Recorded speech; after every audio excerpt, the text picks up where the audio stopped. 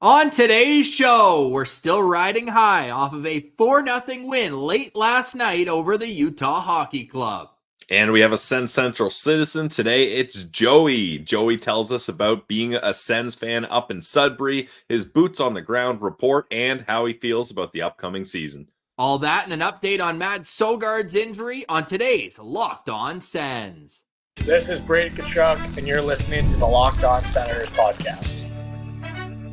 Your Locked On Senators, your daily podcast on the Ottawa Senators. Part of the Locked On Podcast Network. Your team every day.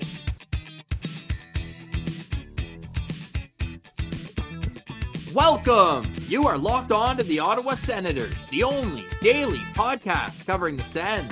On the outskirts of enemy territory, I'm Ross Levitan, alongside Brandon Piller up in the Blue Mountains. You can find us on social media. We're at SensCentral on Twitter, LockedOn.Senators on Instagram. The show is free and available everywhere you get podcasts, including on YouTube, where a like, comment, and subscription go a long way to helping the show grow. Today's episode is brought to you by Game Time. Download the Game Time app, create an account, and use code LOCKEDONNHL for $20 off your first purchase. Terms do apply.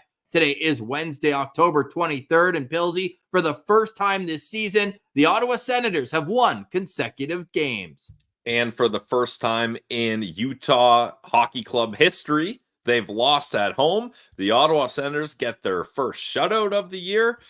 It was a great night to stay up late and watch Sens hockey, Ross. It was a great night if you're a goalie-friendly guy, a goalie-friendly show like us, because Anton Forsberg's 31-save shutout not only was impressive from the standpoint of that, but also this was not even close when you look at the underlying numbers. It was 60-40 in a lot of aspects, shot attempts, goals expected. Anton Forsberg's goals saved above expected, 4.3 in last night's game. It was just a remarkable performance, and it started on the first shift. The pad save on Josh Doan, another pad save on the rebound, and he just carried that momentum throughout the game. How many pad saves did he make, Ross? Like of the, how many shots? The 31 shots, it felt like 25 of them were pad saves, and a lot of them were consecutive pad saves where he had to be sharp. So look, we gave Forsberg a hard time. We said we were nervous about how this team was going to succeed if Ullmark remains out. But Forsberg really showed that, hey, he can still shut the door when he needs to. He did it at the end of the Tampa game, and he did it for the entire 60 minutes up against this Utah Hockey Club, who admittedly don't have the kind of superstar power that a lot of other teams have. But you can see from watching them, and they've had success so far this season, is they're a fast team that does have some really talented young players, and you can't take them lightly. And like you mentioned, they dominated Ottawa in most possession stats and pretty much all across the board other than the scoreboard. So it was nice to see the Ottawa Senators win a game where they goalie a team that on the deserve to win-o-meter dominated, and the Sens come up with the big win. And scoring 4 goals on 9 shots against the other team's starter certainly helped as well. At the end of the show, we're going to key in on Ridly Greig, who was very impactful in his return, not only with the goal, but in a number of areas. Anton Forsberg rocking a new bucket, looked fantastic. Good thing it wasn't new pads, too, because those things would have been marked up big time after that performance last night. So the Sens are feeling good. We've discussed on the postcast as well about that 7-game series that we're discussing. So they've won the first one 4-2. It doesn't get easier. 3 of the next 4 games in particular, extremely challenging road games in 3 of the toughest barns to play in the league. In Vegas at T-Mobile, in Denver at Ball Arena, and then at Madison Square Garden, where the Sens have actually had some success in recent years against the Rangers, who are undefeated in regulation at the time of this recording on Wednesday. So the test is only going to continue to get tougher for this team, but they've now shown up in back-to-back games in the results, getting their first not only 2 wins in a row, Pilsy, but they had alternated win-loss, win-loss, win-loss throughout the first 5 games of the season. So now it's about carrying that momentum. Today, a full day off, well-deserved day off in Vegas, and they'll have tomorrow practice in Vegas, and it's a 4 or 3. I always get confused with Vegas and their time zones around daylight savings, but it's Pacific time, I believe. So that's a 3. Vegas? No, I think Vegas is Mountain Time. Okay, there you go. It's a 4:00 Mountain Time game then, which is a bit of a peculiar one. The Sens have already played 2 matinees at 1:00, and now they've got a 4:00 local time start. But we'll get to our full game day preview of that on Friday's show. Pilsy, the vibes though, you're feeling good about the way this team looks, not only on the scoreboard, but the way they're rolling all 4 lines. And we noticed after we did the show last night, the longest average shift on this team last night was 47 seconds. Yeah, I am feeling good, Ross. 4-2. That's a nice record, especially. We talked about it. We wanted to see the Sens kind of win a game confidently, like not just like hang on in Florida, not have a gong show 8-7 overtime win, not just hang on against Tampa. This was a game where, sure, you could say they got outplayed if you look at the stat sheet, but a 4-0 win is a 4-0 win. The Utah Hockey Club was never really in striking distance of taking this victory away from the Sens. So that was good to see. And I hope the boys got a green light and got to enjoy a night in Vegas, or will get to enjoy a night in Vegas tonight, because this is a good start for a team that has had to battle adversity right off the hop. Like Allmark going down, Zub gone, Perron not on the road trip, Ridly Greig out of the lineup. Like there are so many things that this team has had to kind of just take off the chin and roll with it and find ways to continue to have success. And they've done that. So far, I'm liking what I'm seeing. So am I. And for a number of different reasons. You look at the top guys are all contributing. Brady Tkachuk and Tim Stützle both have 8 points in 6 games. For Brady, he's got a point in each of the 6 games. That's a great streak to start the season for the captain, even though, like, yeah, he scored a couple big goals, but the other one was a garbage time goal against the Devils, but that just got him rolling. And now he's got goals in 3 straight games. Yep. So you got to see that as another sign that things are just going to continue to get better. They've had unbelievable performances from Jake Sanderson and Drake Batherson. And in our SensCentral Citizen, we talk about Josh Norris, who I think gets forgotten among all these big names at the start of the season, but he was such a storyline going into the year. So for him to be able to play the way he has over this 6-game sample size, albeit, yes, just a small sample size, he looks fantastic. So there's a lot of reasons for optimism now for this Senators team. And Ross, I feel like the culture that's here now with Travis Green and the new coaching staff, they're finding ways to have this team play a better game defensively, like you touched on Josh Norris, like for him to be leading in hits and on the PK and blocking shots and all these kinds of things. Those aren't the things where in the offseason, when we're talking about Norris being an X factor, that we keyed in on. We didn't talk about any of those things when we talked about Josh Norris having a good or a bad season. So I feel like Travis Green has got this team in a mentality being like, look, if you put the work in and play right defensively, you're going to get your chances offensively. And we all know that they have the talent offensively to make teams pay if they can capitalize on their chances. So all this team has to do is focus on tightening up defensively and then capitalizing on those chances when you get them offensively. And it seems like the whole team's buying in. What's still funny, though, is last night they had 2 4-on-4 goals. So still, and a power play goal. So just 1 5-on-5 goal.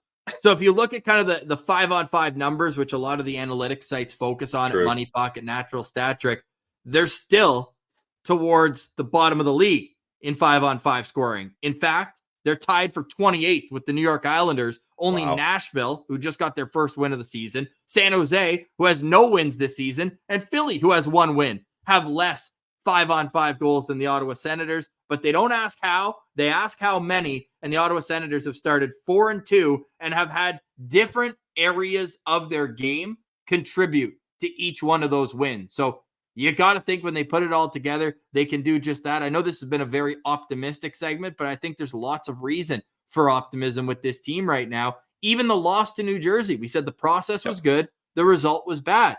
Imagine they're able to get a different result there. Now you're looking at a real streak. They will have an opportunity to make it 3 in a row on Friday afternoon against Vegas. It is, however, a 6 o'clock start in the Eastern time zone.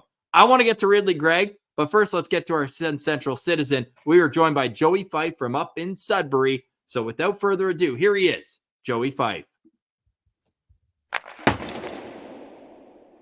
Today's episode is brought to you by our friends over at Prize Picks. Prize Picks is the best place to get real money sports action. With over 10 million members and billions of dollars in awarded winnings, Prize Picks has made daily fantasy sports accessible to all. You just pick more or less on at least 2 players for a shot to win up to 100 times your cash. Run your game all season long on Prize Picks. You heard me right, guys. You can win up to 100 times your money on Prize Picks. All you need is as little as 4 correct picks. Sign up today and get $50 instantly when you play $5. You don't even need to win to receive the $50 bonus. It's guaranteed. Prize Picks is the best way to make real money this football season. Do you know which players are going to go off? Which players are about to have a down period? Well, make your picks in less than 60 seconds and turn your sports opinion into real money all season long on Prize Picks. So download the app today and use code LOCKEDONNHL to get $50 instantly after you place your first $5 lineup. That's code LOCKEDONNHL. Prize Picks, run your game. Today's episode is also brought to you by Game Time. Need last-minute tickets? You want them at the lowest prices? Go check out Game Time. Game Time has everything, and I mean everything. Comedy, theater, sports. If you're going to a live event, get your tickets on Game Time.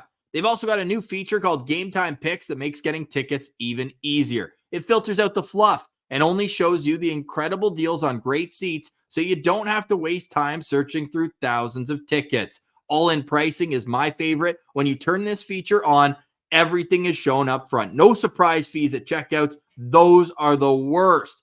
Also, sucks when you get to the game. You're like, wait, why is this pesky pole right in front of me? Not at Game Time, because you can get panoramic views from your seat in the app before you buy. Lowest price guarantee. You find the same tickets in the same section and row for less, you'll get 110% of the difference from Game Time. So take the guesswork out of buying tickets with Game Time. Download the Game Time app, create an account, and use code LOCKEDONNHL for $20 off your first purchase. Terms apply. Again, create an account and redeem code LOCKEDONNHL, LOCKEDONNHL for $20 off. Download Game Time today. What time is it?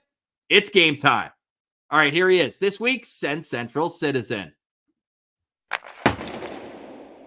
All right, we now welcome on this week's SensCentral Citizen. We're going up to the Big Nickel. Joining us from Sudbury, it's Joey Fyfe. Welcome to Locked On Senators. How are you doing today, sir? I'm great, guys. Thanks for having me on the show. Timing worked out great. You just got back from a trip to Ottawa. What was your boots on the ground feeling over 2 games, right? You saw? Yeah, I was on Thursday. I saw the New Jersey game, and then Saturday we went to the matinee seeing Tampa, and kind of 2 different games there. Like Thursday, obviously it was slow start and slow game. I thought they played okay on Thursday, and then kind of we didn't see anything. It was kind of like you guys in your Habs game that you saw there, where it showed up right at the end there. We saw the 1 goal with a minute left, and then that was it.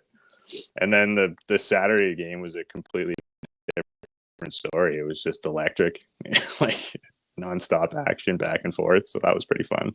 Electric up against the Lightning. Love it. Exactly. So you watched the New Jersey game. Not a lot happens. They only get the 1 garbage time goal at the end there. And then the next day, you got Tampa Bay coming up next. Were you kind of like, oh, man, this is probably going to be a similar result? The Lightning are a good team. Or did you have a little more hope up against the Lightning after that Devils game? Like, basically what I'm asking you is, where were you on the day in between, confidence-wise, heading into the next game? For me, it was confidence-wise, it wasn't great because I wasn't sure about Allmark. And it seems to be like the going story was we weren't sure about Allmark. And we kind of thought, like, I was kind of thinking, okay, well, I know he's probably not going to start the Thursday game. And then it was, well, maybe he'll start Saturday. I'll get to see Allmark play Saturday. And then come to the game, and it was Forsberg starting again. So then I was kind of iffy on my how I was feeling for the Saturday game. And then the boys started showing up pretty early, so that helped lift my confidence pretty early in the game there. And you could tell that from the crowd too, right? We talked to Martian, was at the game on Thursday as well. Said it was a bit more of a sleepy atmosphere. The early goal, though, helped get everybody into the zone on Saturday. Yeah, it was kind of two different crowds I found, like the Thursday to the Saturday game. Like the Thursday game was pretty sleepy. It was pretty quiet in there, but there wasn't a lot to cheer about. So, and then the Saturday game, I think it woke the crowd up pretty early, getting those goals going on early in the game, and then that was nice. And there was lots of kids there too because it was Sparty's birthday. So, where's your pillowcase? You get one of those too? I didn't grab a pillowcase like Martian did. Oh my gosh! Save it for the kids. Yeah, exactly. Yeah, let the kids play. Yeah. And I think with matinee games too, because that was a 1:00 start, right? The Tampa game. Yeah. It's so important for the home team to get the crowd involved early, because I feel like if it's a game where it's a slow start, then people, especially the older crowd, I know you said it's a lot of kids for Sparty's birthday, makes sense, but the older crowd hasn't quite got day drinking yet, so they're not rowdy enough yet to get loud when in a 0-0 game heading into the third. So that quick start probably really helped things. Well, it happened on Monday too, the Thanksgiving game. There was that big hit obviously on Zoom, and we hope he's okay, but the fight right away, you could tell it kind of woke the crowd up, much like the 5-on-3 did in the Saturday game. Now, Joey, take me back. You're in Sudbury. How'd you become an Ottawa Senators fan? Great question. It's I was one of those guys that when I was growing up, I always watched a lot of hockey, but I never really had a team that I cheered for. And all my buddies were Leafs fans, and all my family was Leafs fans, and I just hated Leafs fans. And so I knew when I decided eventually that I was going to pick a team, I didn't want to be a Leafs fan. And I think naturally, being from Ontario, it was like, okay, well, what am I going to do here? And so it was kind of near the end of high school, beginning of university, that I was like, okay, well, let's pick a team. I'd like to, cheer for the Sens a little bit. And so wait, what year is that you're mulling this over? 2011, 2010 ish. And at that time, Foligno was playing for the Sens, right? And that was pretty cool. Like growing up in Sudbury, obviously we watched him play for the Wolves, and then he got drafted by the Sens, and so that was pretty cool too. Like get to see him play for the Sens and get drafted by the Sens.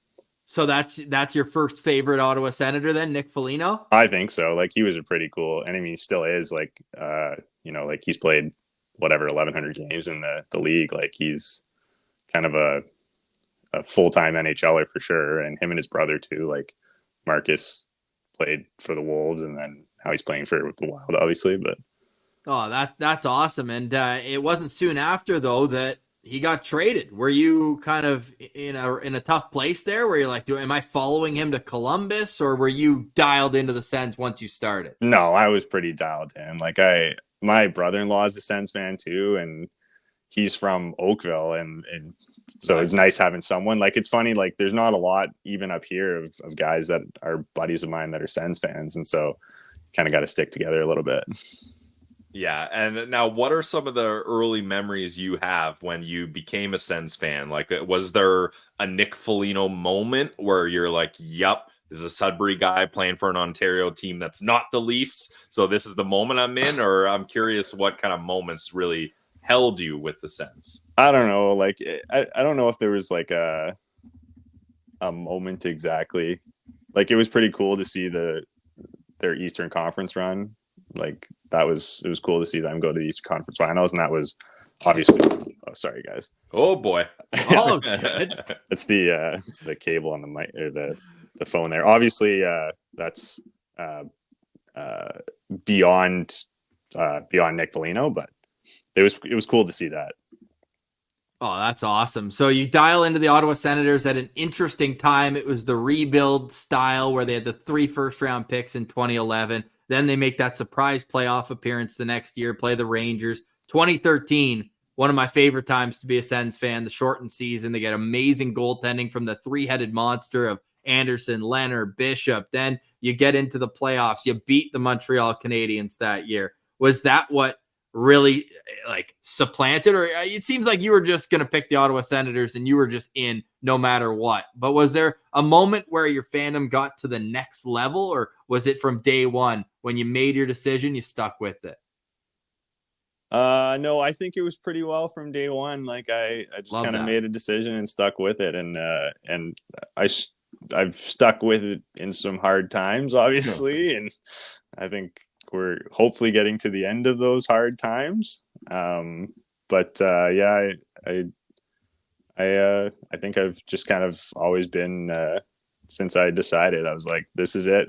I'm not gonna be one of those on the fence kind of guys. Like once I decided, I was gonna stick with it. Love it. So let's get to the team today then. You mentioned you were hoping to see Linus Ullmark in one, if not, probably you're hoping to see Ullmark in both of those starts that you went to, but you see Forsberg for both games.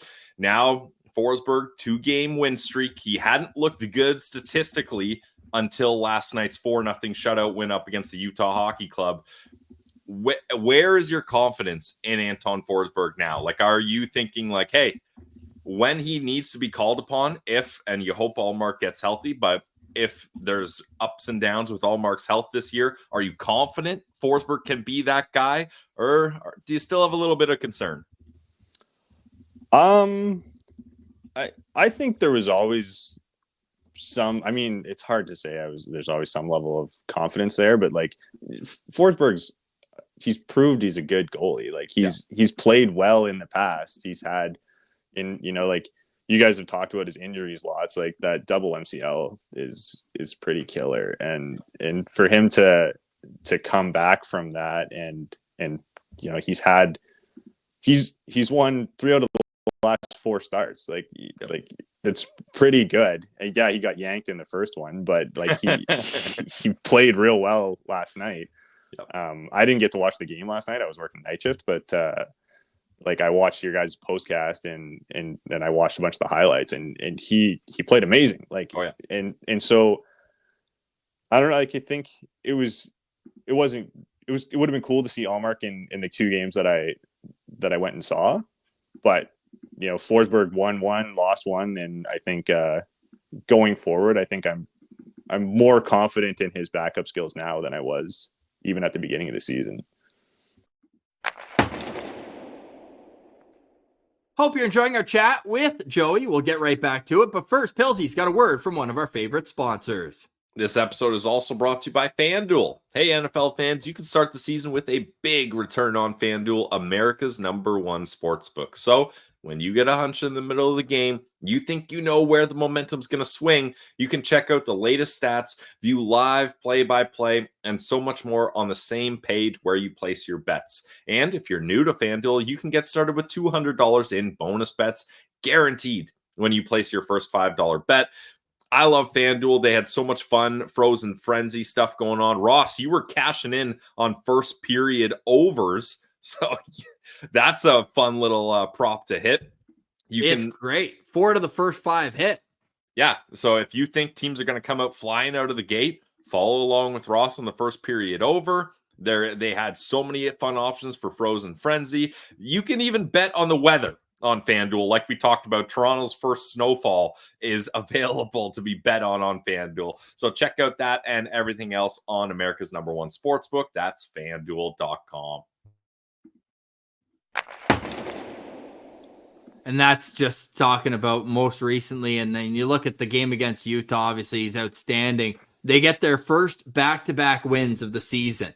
Okay. How important is this weekend for you? Because I'm almost of the mind where it's like, look, if you win both, amazing. You win one, great. But you're going into 2 tough barns. They've obviously struggled on the road against the West outside of last night, the last year. What are you hoping to see this weekend to extend your confidence level in this team?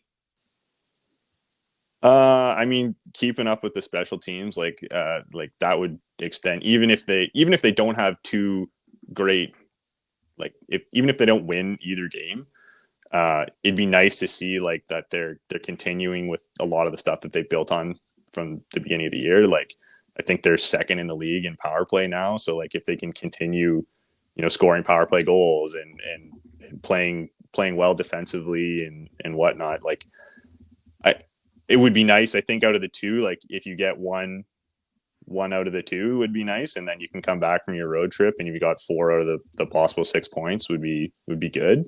But I think even just just if as long as I can see the consistency like in the play, that would be nice. Like, and that was the thing about the New Jersey game. Like the New Jersey game, they lost, but they still played well. Yeah, in my opinion. So it was. I think that is what I for the 2 games on the weekend, it'd be nice to see. Yeah, and you're going to have good teams like the Devils. They're going to beat you. Yeah, as long as you don't get crushed and it's not like embarrassing or it's like, wow, we got to shake all the lines up and hit the panic button. That'll happen over a long season. How do you feel? I mean, still kind of small sample size, 6 games, but how are you feeling about the players that were brought in this offseason? Obviously, Allmark hasn't really been a part of the equation, but the Noah Gregors, the Amadios, the Jensens, the Cousins. How do you feel about those guys so far? Yeah, I was going to ask you guys about this. Like, I think they've Staios knocked it out of the park. Like, yeah. if you look at his additions, like it's Allmark obviously is the big one, but we haven't really seen a lot of Allmark play. But the other guys, it seems like every single one of them has been a positive addition to the team. Like I can't point to any one of them and say, "Ooh, he's not as good as we hoped" or whatever. Like, and I think if you look at like Noah Gregor, the speed that's kind of the speed that we needed to get back from losing Joseph and Cousins is, I think he's great on that 4th line, and Amadio, I think it's nice to be able to shunt him around the lineup up and down, and he seems to be playing well with no matter who you put him with. So I think I'm feeling very confident with Steady Steve there. Yeah, definitely. You can tell what the mentality was going into the offseason. You're seeing that pay off with these veterans in the fold. Joey, who's a player that's impressed you the most this season? I'm Norris, I think is up there. Like it's for him to come out of the gate and play as well as he has, I think is pretty astounding considering he's not played that much in the last 2 years. Like he's up there, I think, for who's been pretty impressive for me. Our guy, Everyday Sens, just posted this moments ago. Josh Norris ranks on the Ottawa Senators through 6 games. Number 1 in hits, to me, is the biggest thing. And that plays with what the eye test shows. And not usually does the NHL track like finishing checks once the puck's gone. I think this number could be even higher because he's not letting anybody off the hook, either on the forecheck or in the neutral zone. He's 2nd in penalties drawn with 4 on the Ottawa Senators, 5th in block shots, 1st among forwards. Had a couple huge ones right in front of you on Saturday on the 5-on-3 kill in the 3rd period. He had a big block shot. So I'm with you, Joey. I don't think we've talked enough, Pilsy, since the season started about just how impressive Josh Norris has been. Yeah, that's totally fair. And like, I saw him on the PK unit last night, and I was like, that's kind of surprising to see Josh Norris there, but he was doing well. And for him to be throwing out hits, 16 of them, when he's got a iffy shoulder, is showing definitely that he's confident and healthy, and the face-offs are there. Like, this could end up being, like, Josh Norris could have a career year if he's able to stay healthy based on how he started. Yeah, and like it's funny you mentioned the PK. It's funny about that because like I was thinking when I was watching him play on the PK that it's funny to have someone on the PK that has such a short stick. And I was like, true. You would think you'd want like a longer stick to be able to play on the PK, but he's done well so far. Maybe they have certain sticks for certain situations. Like he's got his even strength at power play, and then his PK stick is just like a Zdeno Chara, out of Chara's rack. Yeah. That's actually hilarious. I'm curious. I'm actually pulling up photos of him right now to see if maybe it's just through this photo, but the one I'm looking at right now, it looks like a longer stick than he's used in years past. So maybe that's something where Alfie grabbed it at practice. He's like, buddy, what are you doing? Get this mini stick out of here. I wondered about that because I saw him line up in the face-off dot right close to me, and I was like, that doesn't look that small. So I wondered if maybe he's upped it a little bit. Has to, man. It was almost comical at one point. And if you're watching on YouTube, I just pulled up the photo right here. Like, that looks like your average everyday stick. So hopefully that's something that maybe he's been able to implement in his game. I'd actually love for Claire or somebody who's in the scrums every day to ask him about that, just if there's any adjustments that he's made with his gear, because the shot's still there. He's still able to rip the puck. He's got that overtime winner against the LA Kings and been able to contribute in a number of games offensively, but cannot wait to see what the future holds and how much just it adds depth to the lineup when you have him playing Pinto and Stützle, and they've all led centers in ice time this season in different games. So a great problem to have. Joey, what's your thoughts on the new coaching staff and how they've implemented their system through the first 6 games? I think it's hard to be unimpressed. Like he's done pretty well so far, and I think the boys are buying in. Like you can kind of tell that there's been a little bit of a culture shift there, and everyone seems to be playing on the right side of the puck and doing everything that it seems like they're doing everything that they want they can to win. And I think Travis Green probably has had a big impact on that. Now, how do you feel about the way this team started? They're 4-2 with some very mixed results and mixed type of wins and losses here.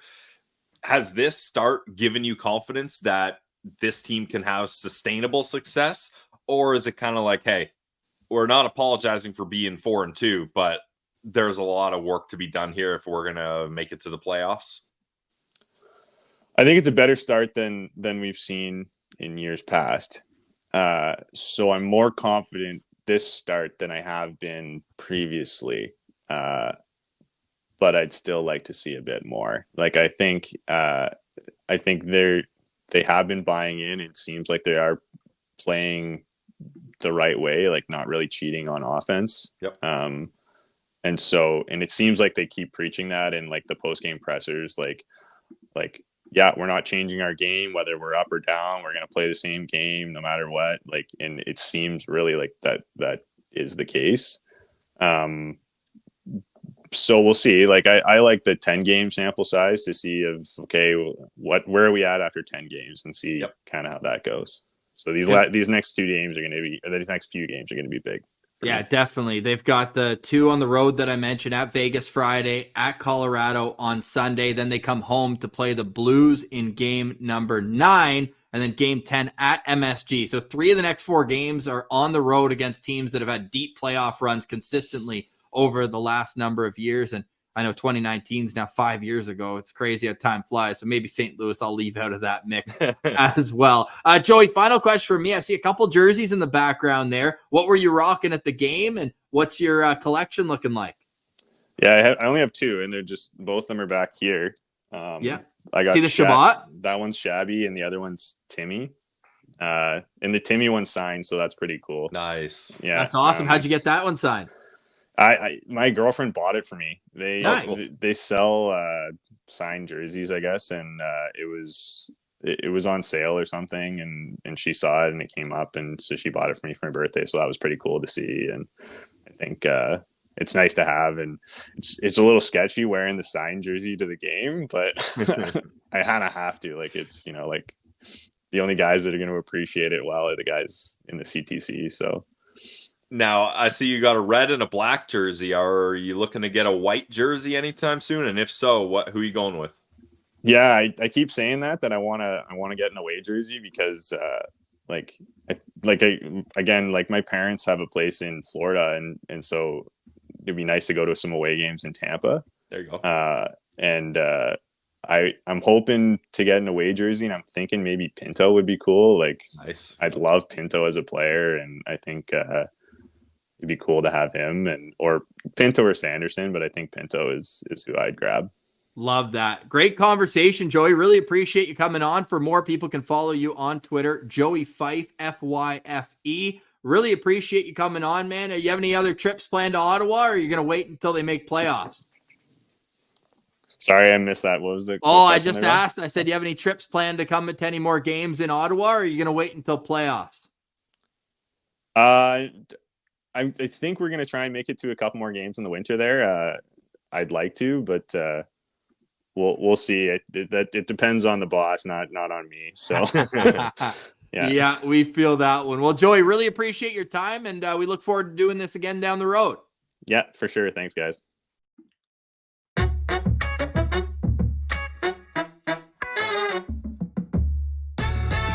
All right, Pilsy. First things first, stick taps to Joey for joining us. Really fun conversation, and glad he got to see a victory at the CTC on Saturday afternoon.